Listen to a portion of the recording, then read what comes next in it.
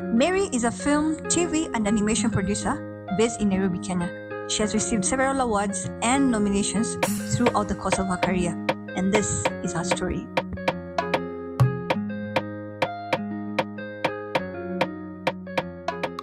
Thank you so much for coming for the Naiccon Wabunifu series. This series is really meant to be able to showcase as we celebrate the various creatives in Africa, starting off in Kenya, as we get to listen to your stories, amplify your voices, and really get to be able to empower and inspire the next generation. You're the first guest. Oh, wow. Okay. So thank you so much for creating time to be here. Yes. Kindly introduce yourself. Okay. So thank you so much for having me. It's a pleasure to know that I'm the first one. Yeah. So my name is Mary Wanjiku. I am a TV, film, and animation producer. Did you always grow up wanting to be this? Oh, no. I didn't know I would end up here. I've always been interested in cartoon and animations, but I did not even think that this was a possibility because, I think it's a new thing. Animation is a new thing. What I know is I've always loved stories and storytelling, literature. So I thought that perhaps I would go towards maybe becoming an author. Yes, but this was until when I completed high school and now got to choose my courses. And when I was doing the course selection, I'm like, okay, there is a bachelor's of film in Kenyatta University. So, okay, why not? Yes, so that is how I ended up pursuing film. Okay. Yes. Coming from an African setup where parents are very particular, they all want us to be working in white-collar jobs. How was the perception from your parents telling them then that you'd want to get into the film industry? Yes. They've always been very supportive because I remember growing up when I was in preschool, my dad used to buy me storybooks. And he would buy like 2 of them and I would read them on the same day. So that he can buy me more the next day. Yeah, so they've always been so supportive. So when I was doing the course selection, they asked, what do you want to do? And I told them that I had seen an interesting course and they did not know that that was a possibility, but they encouraged me. Even now, I am not so sure that my dad knows exactly what I do. Yes. Yeah, but he has always been very supportive. Yes. Yes. The reason I'm laughing is because I think everybody within the creative space has parents or people around them who don't quite understand what they do. So that's quite interesting. So let's skip your early stages, childhood stages. Let's get into campus. So you're done with the course. Now you're ready for the world, the hustler world. Did you get a job immediately? Did you volunteer your time? Yes. So after campus, I started looking for internships, and the first places I went to looking for internships were NTV, Citizen, and then I saw a post advertising for internship positions at a local film company, and I decided to try my luck. So I got the position as an intern, started editing, and became an editor. And now, 2 years down the line, my executive producer was like, actually, I think you should not be an editor. You should come and try production because, she noticed that I was very organized. I love planning. So that is how I made the transition back to production. Yes, and here I am. Okay. Yes. So it's before we get to where we are right now, maybe for young people who would be listening to you, what would you say is the importance of volunteering your time or getting into an internship way before you get to maybe employment or starting your own venture? Yes. It's very important because we are so many in the industry, and before you even get that position, you need there's so much that you need to learn. Like when I was in uni, I thought that I had all the information and knowledge I needed until you graduate and you realize that you do not know anything. Yeah. So you have to learn. So I think that step is very important, because now you're competing for these jobs with other creatives who have been there for quite some time in the industry. So yeah, I would say it's very important. Yeah, see what was Sichoke? Wasichoke. Awesome. So I want you to take me through 2017 to 2020, because you graduated in 2017, right? So that's 3 years. Yes. What projects did you work with? Yes. What company did you work with? Yes. How was that experience like for you? Yes. So I graduated from Kenyatta University in 2017 and now got the internship position in Moonbeam, like almost immediately, because I remember when I was graduating, I had already started the position as an intern. Then I worked as an intern for about 3 months and now was offered a full-time position as an editor. And then I edited for around 1 year, then now made the transition into production. So I worked on projects such as Anti-Boss. I was an editor and producer. I worked on Jorua Uba. I worked on Vashita. Because now we used to shoot like 4 seasons in like 4 months. So you did not even know how the time was just moving. Yeah. So until 2020, then that is when COVID hit. And then now got pregnant. Maybe before we get to motherhood, that's Yes. another topic. Yes. Maybe before we get to motherhood, because it's a completely different topic we're going to be talking about. Were you still an intern, or were you now employed at this particular point? I was only an intern for around 6 months, so now got full-time employment.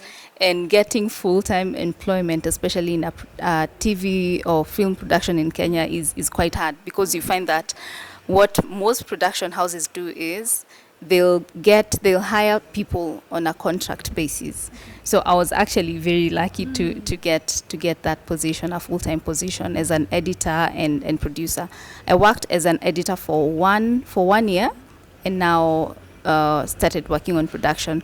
But you'd find that when we are not in production, I would still be doing other editing duties. So is this actual films you're doing, or now is it animation? This was films. This was TV content. Yes, because animation, I was always interested in animation, but I didn't know how do I even start? We only had 2 animation units in Kenyatta University, so I did not know where to start. Like, how do I start? Do I start looking for people who can help me?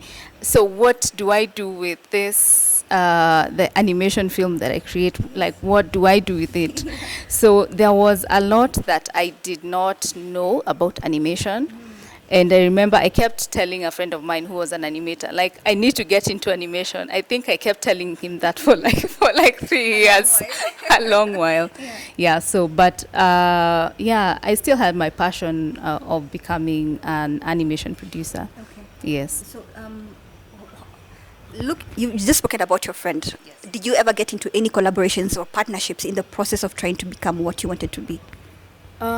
So yes, there's the project that I'm actually working on right now. I started working on that then. I had the script, but I did not know how to start. And animation is very expensive, unlike live action, because in live action it's so easy to get your friends, get a few crew members for one day and go shoot. Yes, go shoot a short film, like 10 minutes and you're done. But animation is very time consuming and you need money. When I started working on that project, the animation project, I had 10,000 shillings. Yes. And I thought that I could actually make a film. So I told my animator friend that, I have this script and this is the budget. Yes. And of course he knew, like, we can't get anything done. Yes. And even the time frames that I was giving him was quite unrealistic. But I would say now that is where my journey started, because I was like, okay, I have a script and I love this idea that I have. So how do I turn it into an animation? What year is this now? This is my third year. So, no, what year was that? Oh, this was in 2019. 2019, yeah, going to 2020. Okay. Yes. All right. So you've worked with companies, you're thinking of setting your own process into animation, but then you get pregnant. Yes. And get pregnant during COVID. Yeah, so it was not easy. Because now I was fully employed. It was a full-time position, and production hours were crazy. 8 to 8, sometimes not even 8. It's from 7. I was out of the house by 6:30. Then you're coming back at around 9:30. So that was it was very challenging, and it was tough balancing. So that is when I started thinking of what else can I do? And now that is when I decided, let me just quit, focus on my family as I start thinking of what else, what are the next steps that I should take. Yeah. Okay, so I love that, because now you're going to be talking about the journey of entrepreneurship. Yes. Would you say that you're fully prepared? How prepared are you? Yeah, because those are some of the questions that people never really, somebody who's looking at you right now and thinking, I want to be an entrepreneur. Yes. How was it for you? It was not easy, and I would say it was not well thought out, because I remember I co-founded my production company in 2020. It was in November. M&A. Yes. So it stands for Studio Mary and Arnold. I know, very creative. I am the Mary, I'm the M. Yes. And Arnold is my husband, who is also a creative. He's a director and producer, a writer and director. Yes. So I remember we were just talking, about our ideas, the projects that we would love to work on. And we just toyed with the idea of opening a production company. And I think like 2 weeks after that conversation, Arnold sends me the company registration details. They already done it. He had already done it. Yeah, so that is how Studio M&A was born. It was quite random, but I think it was necessary looking back. Yeah. Yes. Yeah. So I think just listening to you, it's important to be able to associate yourself or be in partnership with somebody who understands or sees the vision that you do. Yes. Wouldn't you say so? Yes. Yes, it's very important, because I think what has made Studio M&A, I would say, successful, is that we both understand each other. He's a creative. He has been directing. He has been writing for the longest time.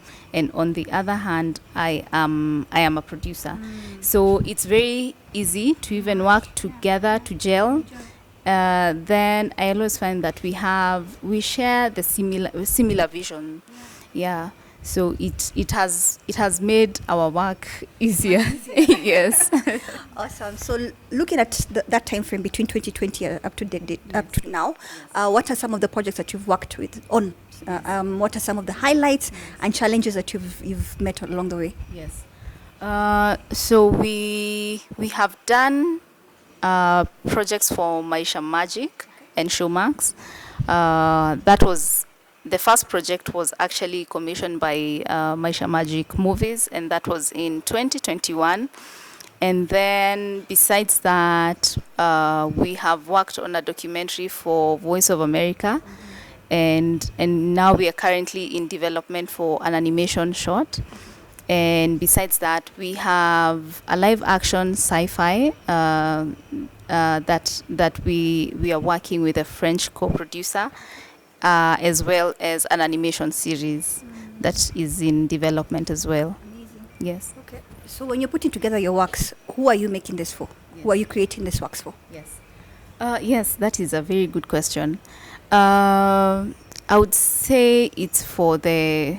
I don't want to limit and say that it's just for the African audiences, because now the fact that our projects have been have been accepted like by the French co-producers means that they're not just appealing to Africans, but they are appealing like to global audience. So I don't want to say that it's just for the African audiences, but it's more for the international and global audiences. Yeah. Currently, we're seeing a lot of interest Yes. around the creatives in Africa by the outside global market. Yeah. What would you say has promoted this? Yes. What do we need to do more of to Yes. see some of the works coming from Africa into the world? Yes. People keep saying, I know it's a bit cliche, but you know that we need to tell our stories. But I actually believe this is what is happening. I think that we've proven ourselves internationally that, we can make films that are worthwhile and films that can even compete globally. Yeah. So I think that is why there is that change. That is why we are seeing so many platforms, Netflix, the likes of Amazon coming to Africa, Disney as well. So I think it's because of our stories. Yes, I think we are telling our own stories. What Yes. do we need to do more to ensure that this continues? Wow, that is a very hard question. Yes, but I would say a lot more collaborations, because for the longest time we've been just focusing on, if it's funding, we just look, where can I find funding in Kenya? Yeah. We had not gotten the idea that there are opportunities outside. Yeah. So I think we need more collaborations, we need more co-productions, more networking, because I think that is what opens up the industry. Yeah. I love what you've just said, because I completely agree with it. Yeah. So in terms of funding, is anybody currently funding your project? Yes, for the animation short that I'm currently working on, that we received a grant by the French embassy. So and for the other movie that we are working on, the sci-fi, so that is also going to be financed by our co-producer, the French co-producers. Yes, so I would say that the Western countries are really playing a big role in supporting. Yes, yeah. Yes. Yeah. So for somebody who's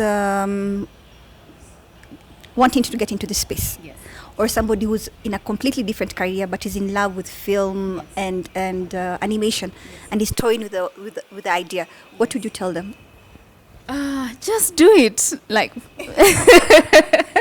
I mean, it's so easy to get your content out there, because we have so many platforms. We have TikTok, we have YouTube, yeah, Instagram, yeah, and all you need is, sometimes you just need a phone, yes, or a laptop, yeah, to get your content. Like, you don't have to wait until you have money. Yeah. But trainings are also important. Mm-hmm. Workshops are important. Okay. So I would say do it, but also look for, how can I grow my skills. Wonderful. Yes. Yeah. And I asked that question in relation to having women within the industry, yes, because we are not too many, yes, within the creative space. Yes. Look at gaming, yes, very few women. Yes. Animation, the same, yes, thing. Yes. So I think hopefully more people seeing you, yes, seeing more that you're going to be bringing on show, yes, is going to be an encouragement and inspiration for many others, yes, to come on board and join, yes, us, correct? Yes. Talk to me about some of the awards, because I know you've gotten some awards. Yes. How many and what awards have you gotten? Yes, for the awards, I received my first award in 2018 for a film I produced called Ensulo. Mm-hmm. And this was for Best Production Design. Besides that, I'm a 2-time nominee. Yeah, for the WIFA Awards in Kenya. The first nomination was for Best Newcomer Producer, and the second one was for Best Animator. That was last year. Amazing. Yes. Congratulations. Thank you. Yeah. So, what's the future for M&A? What are you looking to achieve in the next 5 to 10 years? Yes. I think we have gained the momentum. So more collaborations with other creatives, and we just want to keep on telling stories. Yes, I mean that. Yes, so the future for Studio Mende is just to keep telling our stories like we're doing, and getting to collaborate with other creatives, and not just from Kenya, but globally. Okay. Yes. Parting shots. Wow. That one I have to think.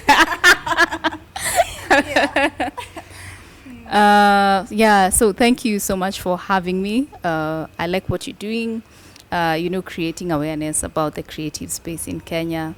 And for everyone who's out there, you're creative about art, just do it. Like, there's no reason to not do it. Okay. Yeah, just do it. Thank you so much. Thank you so much.